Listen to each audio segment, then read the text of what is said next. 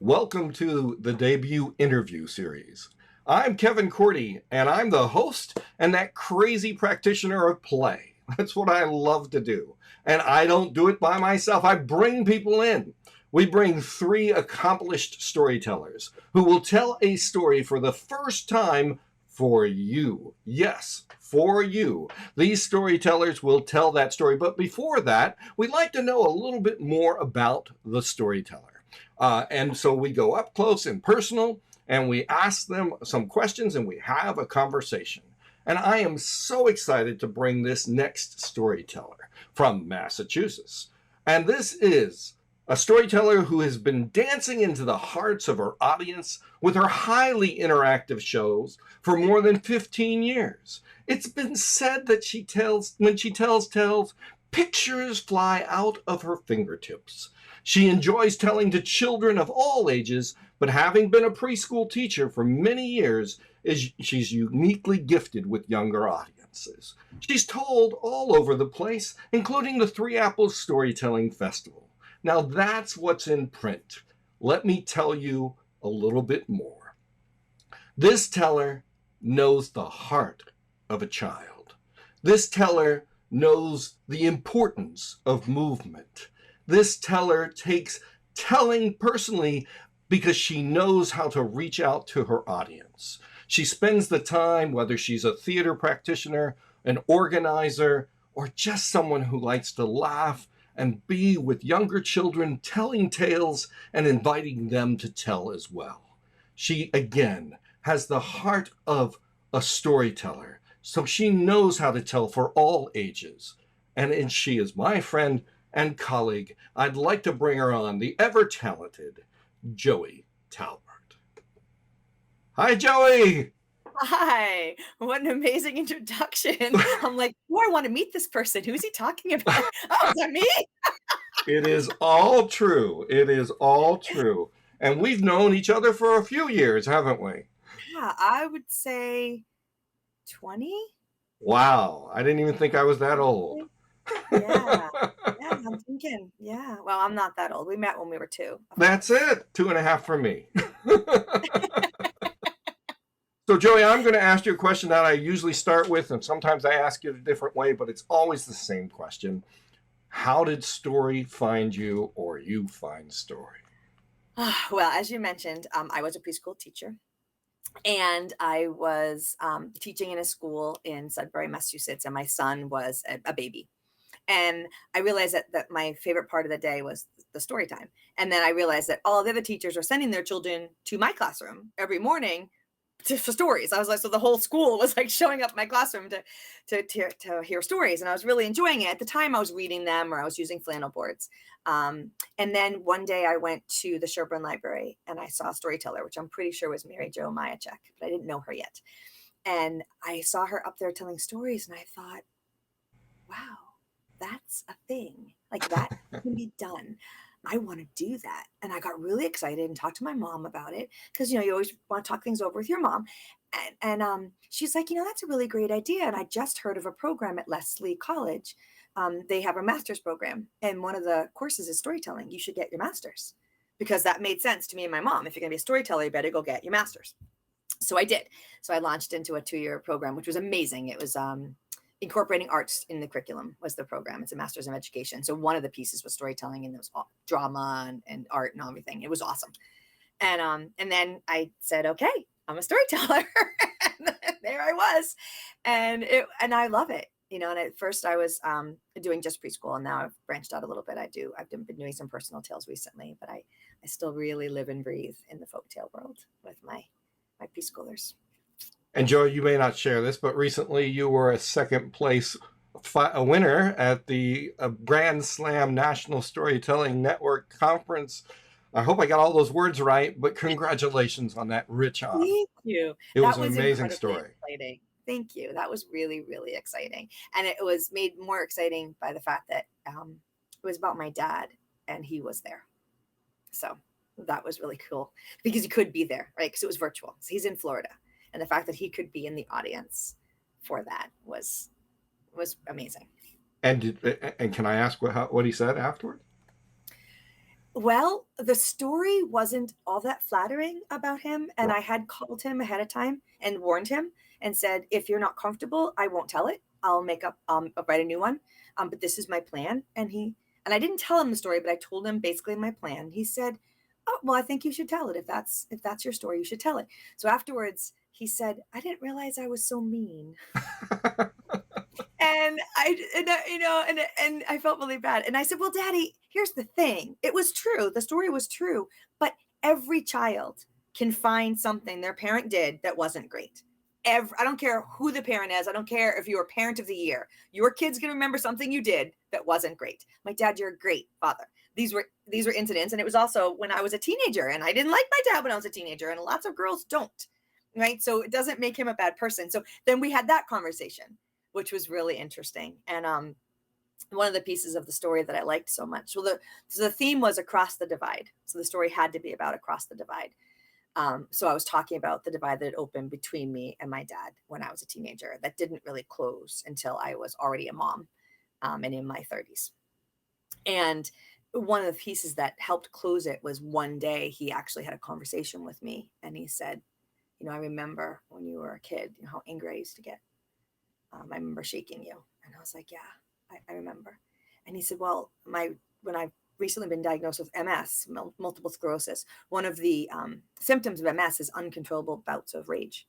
And he said, "I'm not making excuses, but I think maybe that's what was happening when you were a kid, because I used to get so angry." And he apologized.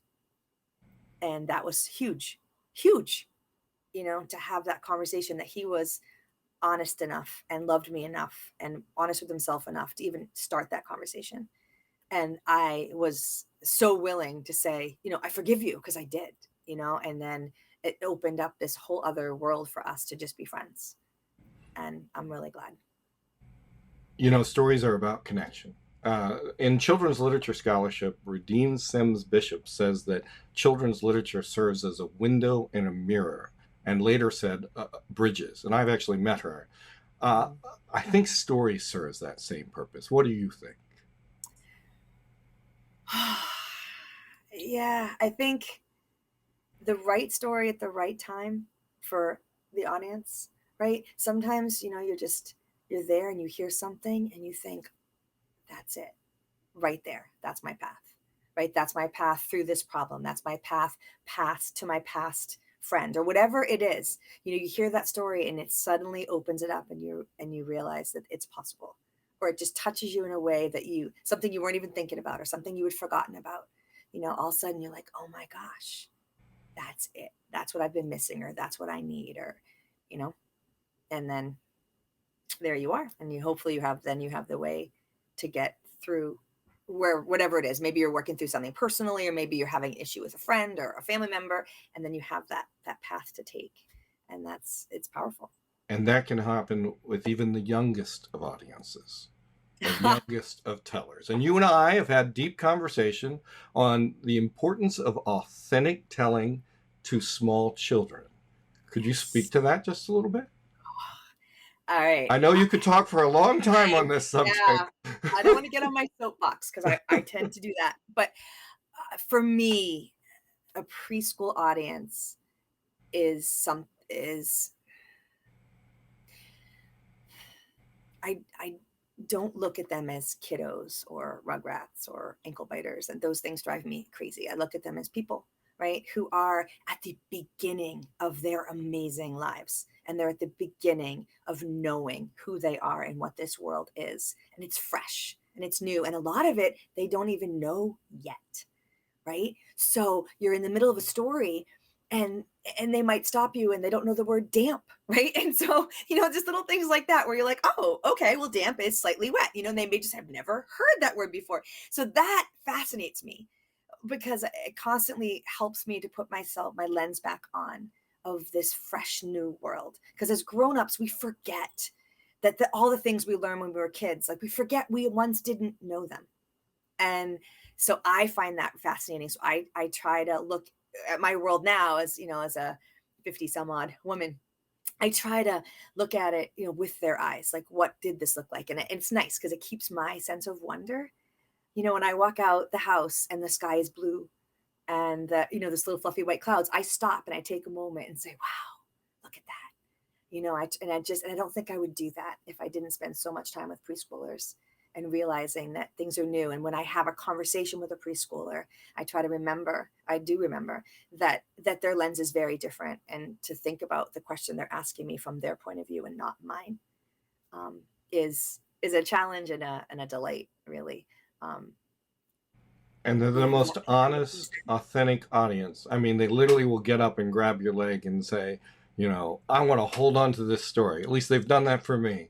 And we need to, as tellers, even when we're working with the idea of play, we need to be in a state of readiness to work with preschool. If you've never worked with preschool, find out who they are before you go out and tell stories to them. They deserve the same homework as anyone, right? yeah, I feel like when I tell stories to preschoolers, I love the stories I'm telling.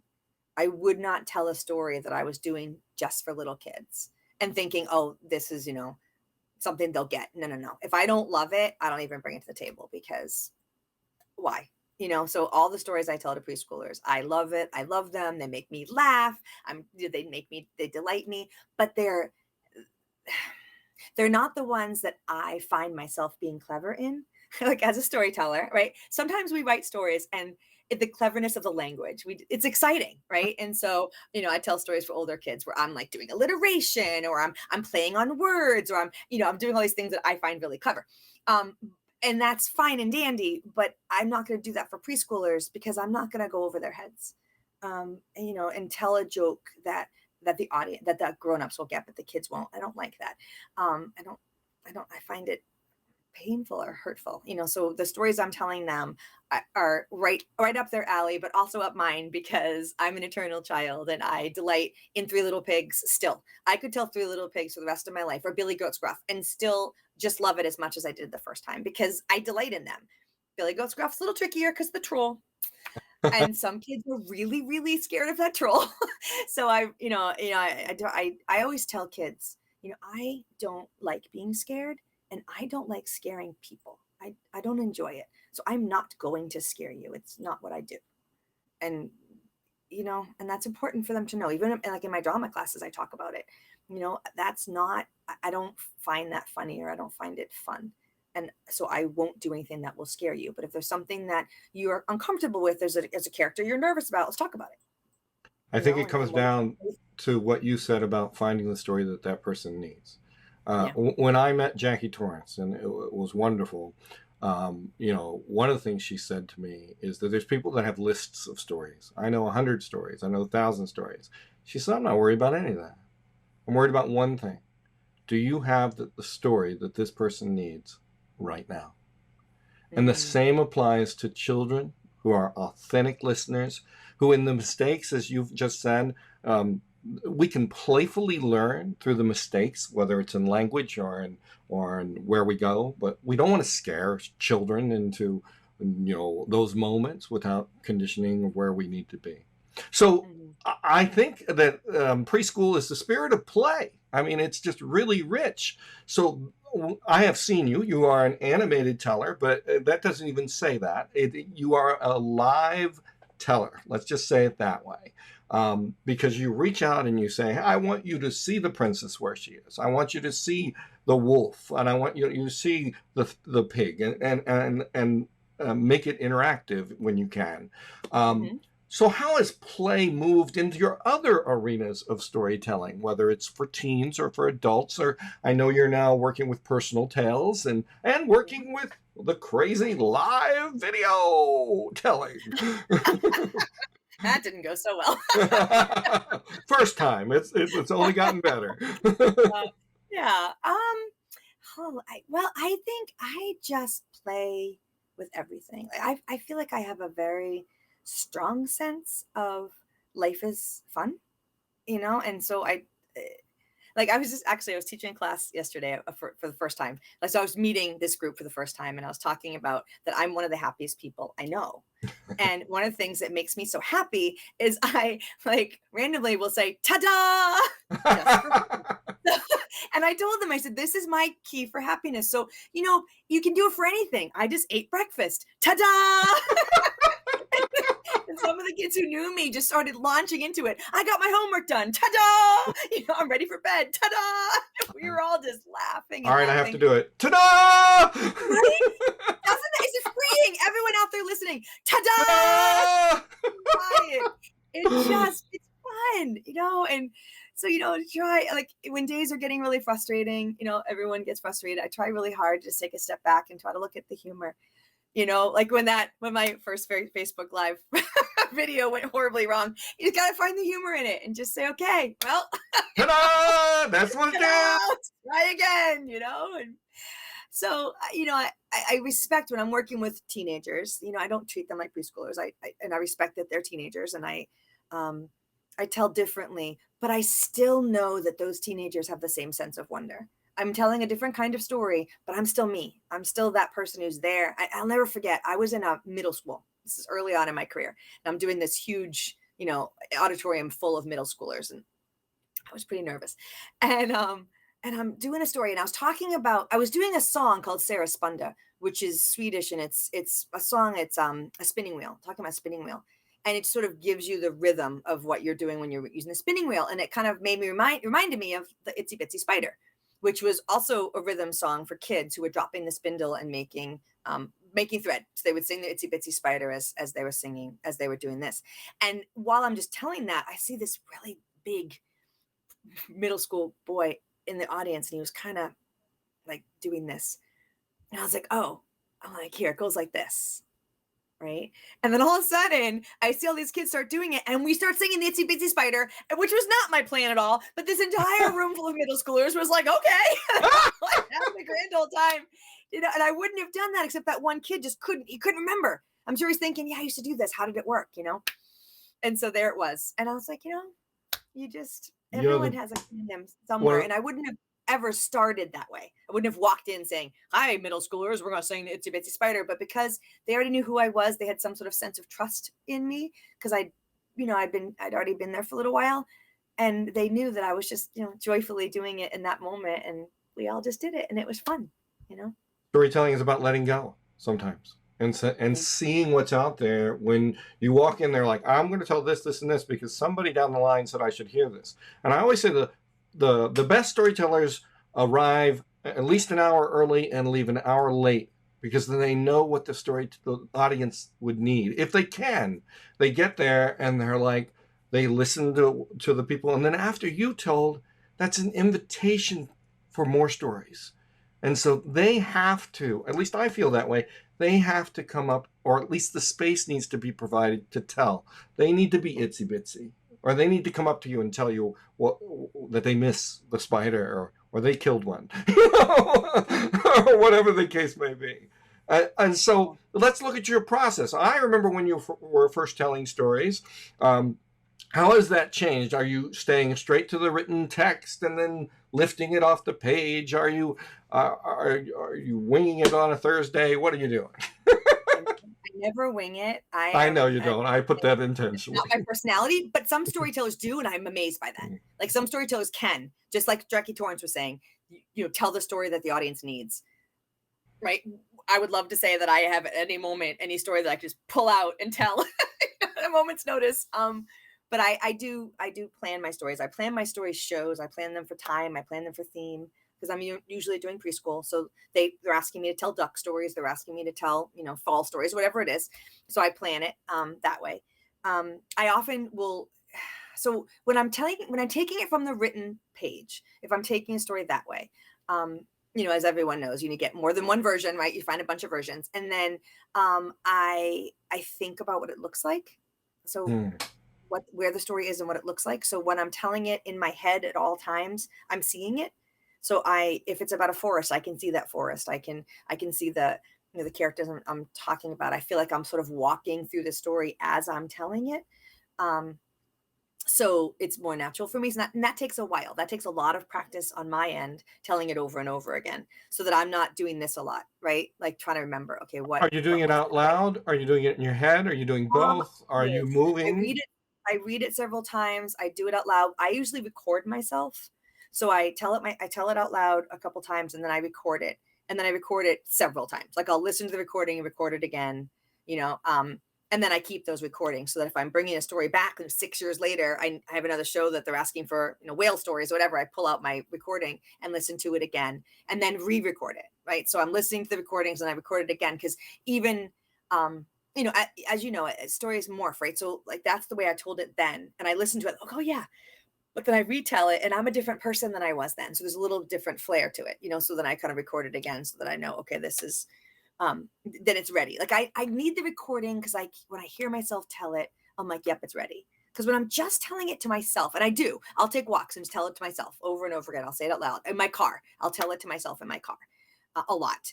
And I often do that I'll watch the car clock because that helps. Like I'm telling it to myself and I'm like, okay, that's a 10-minute story, or because it's consistently a 10-minute story, so I'll do that aloud to tell it. But even so I've told it over and over again, but I don't feel like it's really ready till I've heard myself telling it and say, yep, that sounds ready. Because sometimes I think it's ready and I record it and I'm like, you know what? That's no, it doesn't flow smoothly there. Or I didn't realize that piece of it doesn't really, I haven't explained it enough, or it's jarring. Sometimes, it's jarring, especially when I tell personal stories. I find that there's things, because this is new for me, right? This personal storytelling thing is really just this year. I've been doing the slams and it's a new technique for me. And I find that I want to keep something in because it's how it happened, right? So I'm putting it in there and then I think, no, it has to be there. It has to be there. And then I record it and it jars me. And I'm like, you know what? It doesn't have to be there. Yeah, it happened, but it takes me completely out of the flow of the story. So it's got to go. And if I don't hear myself doing that, I don't realize that it's jarring because I'm sort of just, telling it. Does that make sense? Like I'm sort of reliving what happened, and that's a piece that happened. But then I think, you know what? It did happen, but the audience doesn't need to know it. And it sounds like over the years, you've been open to all different ways of kind of finding the way to work with story. I know people that just, hammer it out on not a typewriter, but maybe a computer. Well, there are a few that still do the typewriter. And then, I met someone, a young adult author, and he said, I feel once I say it out loud, it escapes from me.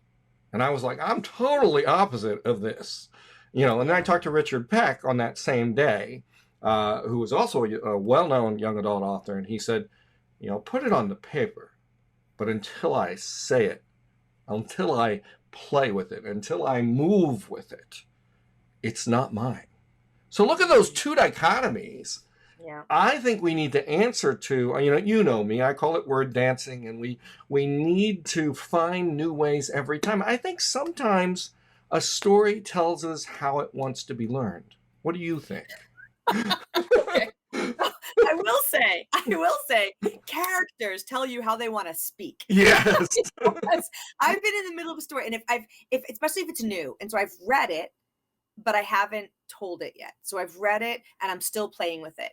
And then I start talking, and all of a sudden the characters have these voices, and they have conversations I wasn't expecting. It's really interesting for me to see that, and I remember the first time, my family still makes fun of me, but like way back. Like, so my Nick is 30 now, right? So that baby that I was talking about is now 30. And so he was still like, maybe 4 or 5. And so I was pretty new as a storyteller. And I was telling a story, and it was set in Africa. And all of a sudden the character has an Irish accent for no reason. Now that didn't stay in there because now I'm like, okay, why on earth? But the fairy just started talking, and that's how she talks. And I was like, well, okay, we got to fix that. But it was so interesting because that's where that fairy was like, here I am. I was like, well, I'll put you somewhere else because you can't be in this story. So we have to answer to the call of the story. I think it's Shel Silverstein. He wrote either a song or a story. I've read it different ways, where like he's drawing this cowboy, and then his character will say, I don't want that hat. And so Shel has him, he draws him with like a Buffon buffet bonnet or something, and it's a whole dialogue between the characters kidding. It's, that's a rich play, and sometimes an Irish fairy needs to go to Africa sometime. Right. And, it was so funny. And so but they still make fun of me about that because it was so funny. I was like, well, there's that character. And, and I also, when I'm playing with a story, sometimes I'll play with the setting, or I'll play with the character, and it's not going to go in the story, but it's the backstory. So I know this better. I know where I am better. I know that character better. And sometimes when I'm playing with those backstories, I find that the character is a completely different person than I thought originally as I was writing them, because suddenly they have this backstory that just flows out of me. And I'm like, well, okay, I hadn't thought of that. I was learning recently, it was a folktale, it was a Norwegian folktale. And it was about a boy, and he's a goat herd, and the goats won't come home. So the basic story is just the goats won't come home. And it was a very, very short story. And the boy I hadn't really thought much about the boy, and and all of a sudden I'm having him do his backstory, and he didn't want to be a goat herd. He wanted to be a carpenter. And his parents didn't want him to be a carpenter because they needed him to take care of the goats. And so when he was taking care of the goats, he would whittle, because that's what he wanted wood. Right. So that was like, that's interesting. So now I've got this whittling boy who's really hoping his parents have more kids, because then another one of the kids may grow up to be the goat herd, and he can go off to be a carpenter. And none of that was in the story. But I then felt I knew the boy better. And somehow for me, that made the story more authentic to me, That's I don't know if you've ever done that, but and sometimes I think we have to break away from rigid training on how we learn story in order to get to that space. And I think that's part of the reason I created Debut, is because story making is just as important as storytelling.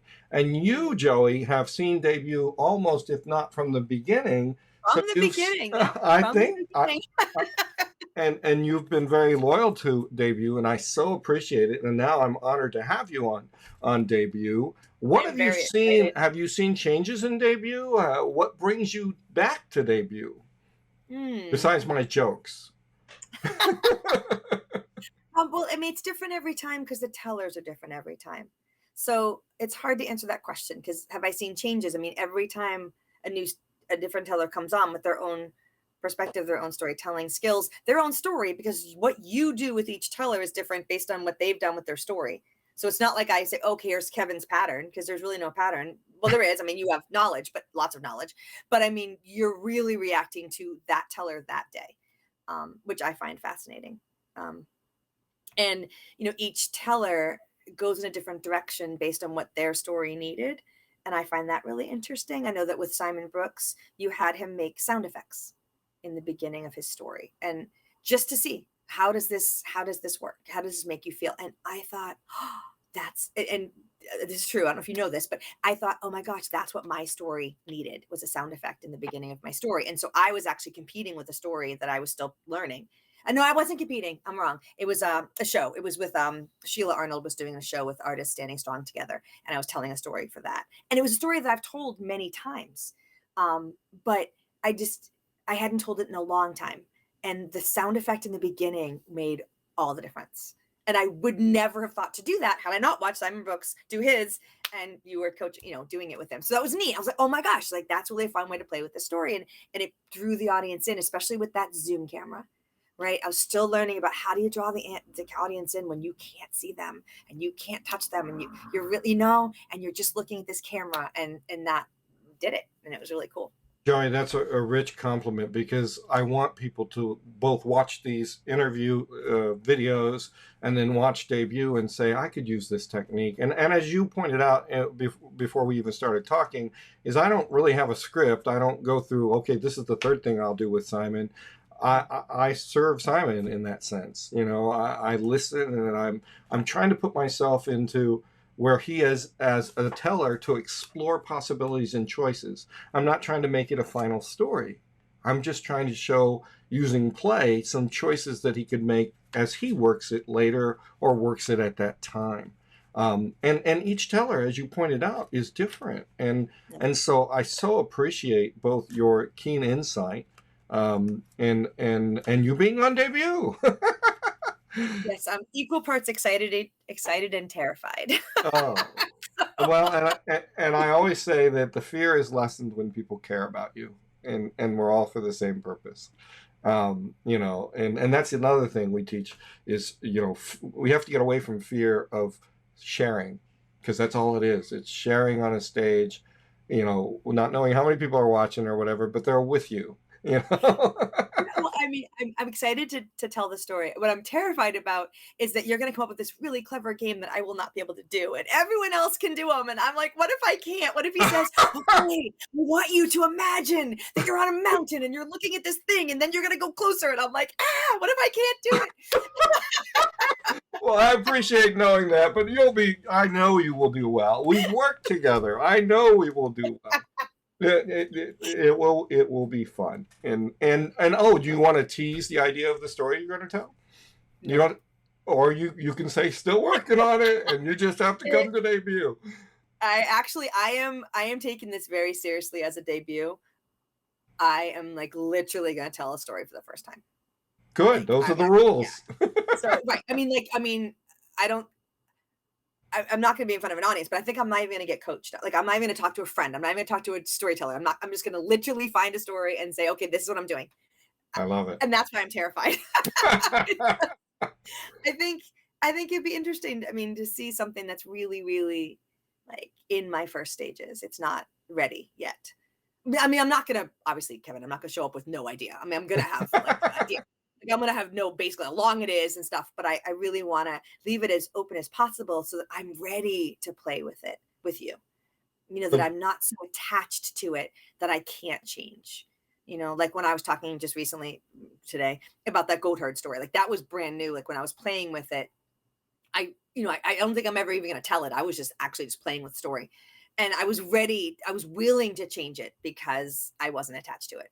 And actually, to answer a question you asked earlier, I don't write my stories down usually because for me, once I write them down, I get so attached to my own words Right. that I get actually caught up in them and I don't tell it as well because I get all nervous. I'm going to forget that word or Well, that that's the phrase. landscape you're working in. I think you're handcuffed to the printed word if you haven't played enough to get Yeah. around the words that you put in the final paper. And I'm saying this for the first time. So the words that you put down on the final paper should be words that invite additional language and play.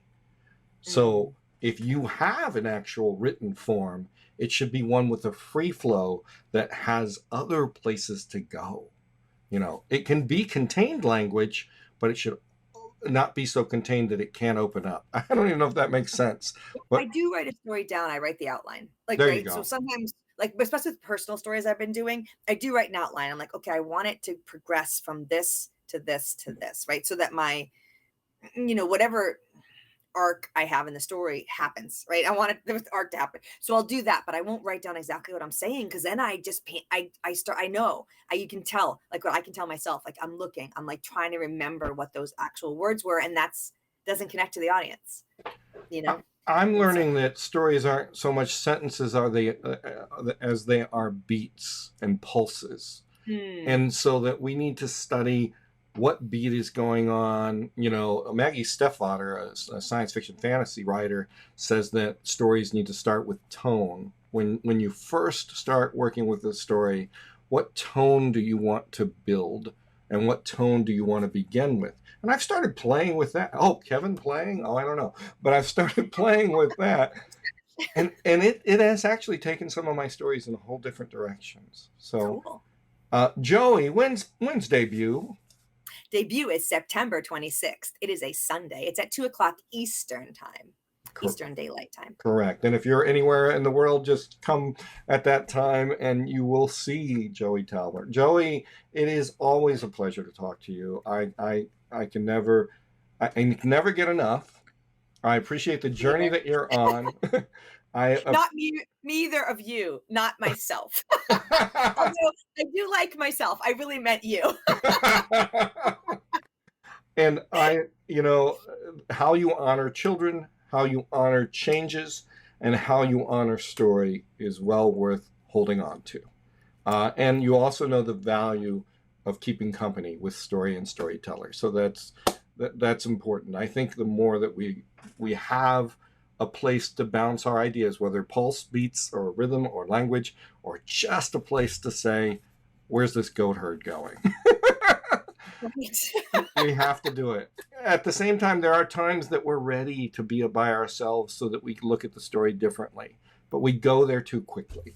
Um, Joey Talbert, it is going to be great to see you on debut, but right now, you have the last word. I think my last word will be someday I might write a story that's called The Carpenter Who Used to Be a Goat Herd. Ta-da!